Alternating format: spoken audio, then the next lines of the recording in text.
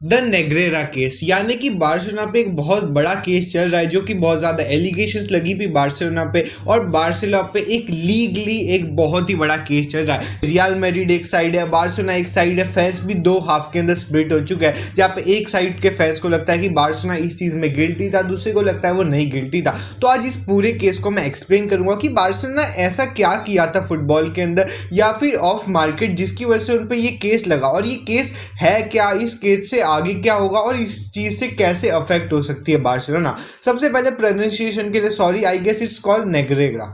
तो सबसे पहले मैं एक केस की बात कर दूं।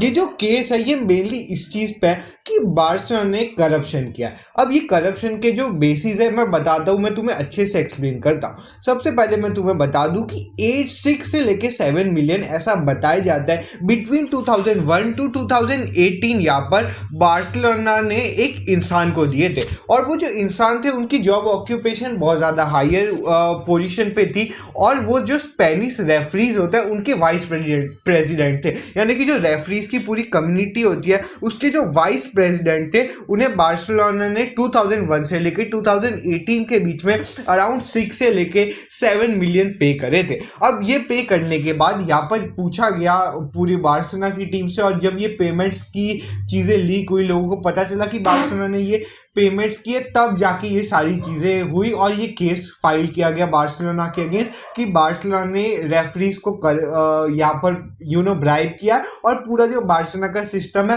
वो काइंड ऑफ करप्टेड है, और ये जो रेफरीज का केस है ये चल रहा है। तो द नेग्रेरा केस ये रेफरीज का ही केस है कि बार्सिलोना ने इनडायरेक्टली या डायरेक्टली रेफरीज को पैसे दिए थे और जिसकी वजह से उन्हें कुछ फायदा मिला था। अब मैं तुम्हें अच्छे से एक्सप्लेन करता हूँ दोनों साइड की स्टोरी।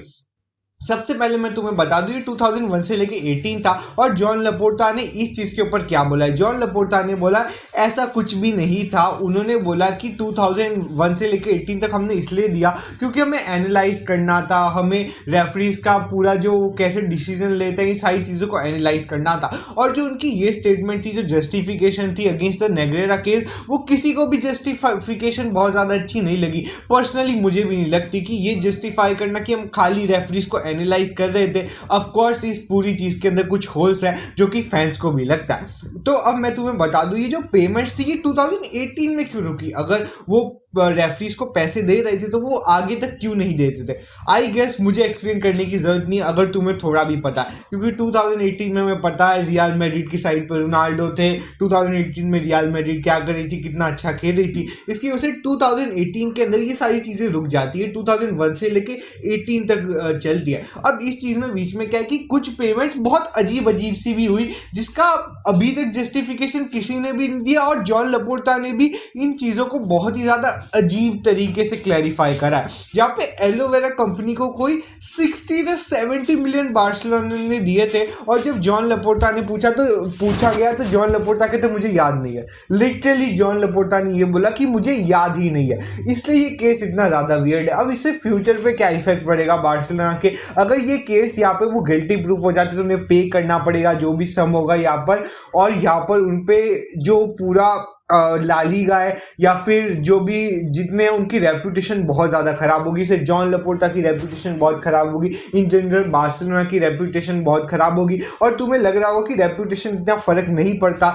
लेकिन इस चीज़ के अंदर फ़र्क पड़ता है क्योंकि ला लीगा कभी कभी स्ट्रिक्ट बहुत ज़्यादा हो सकता है। तो ये था पूरा नेग्रेरा केस, जहाँ पे अगर तुम्हें इसमें से कोई क्वेश्चन पूछने हो तो let me know in the comment section.